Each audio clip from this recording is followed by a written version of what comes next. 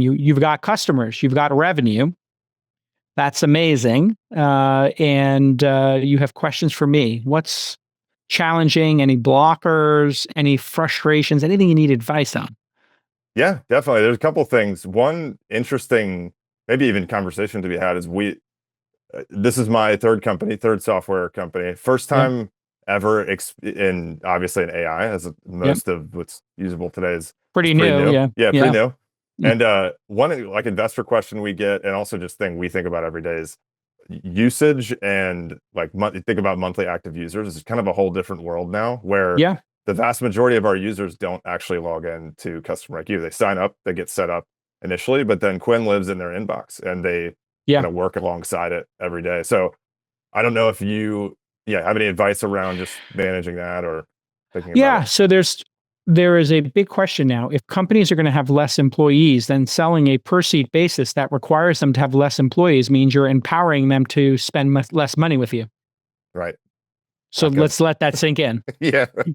If you do your job, then 10 salespeople could come down to 6 because they're selling, or 5 because you're selling twice as much because your product's so damn good.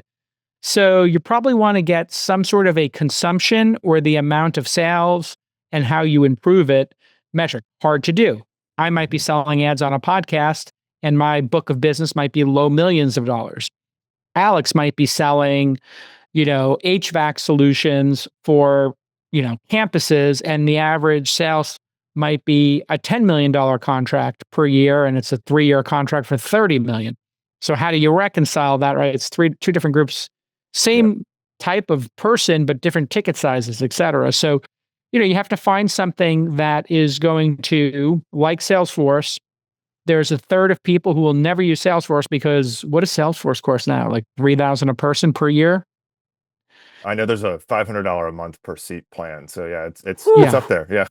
Well, I For mean, that's Salesforce. $6,000 a year per salesperson. Right. That's why we don't use it. And so doesn't make any sense. And it's also cumbersome and whatever. So you'll find who your ideal customer profile is, who wants to embrace this. You come up with a price maybe for their activity and the number of users, the number of records in their CRM, maybe the number of active engaged customers. So the more they engage customers and the more the customers respond, the more you get paid. So if you are in fact helping somebody engage in more customers, maybe it's $500 a month plus, $10 for every record in the CRM or every customer engaged. Or, charging less than the value you provide is like one of the things startups do really well. So if Salesforce is $6,000, maybe we're charging, $1,000 a year or $2,000 a year, and maybe making it not necessary for them to have Salesforce. So I would get audacious here and think, if this is how the future of sales is, this really thoughtful, agent working with you, maybe the agent is, $50,000 a year. And either you want that agent in your 10 salespeople's email box or you don't.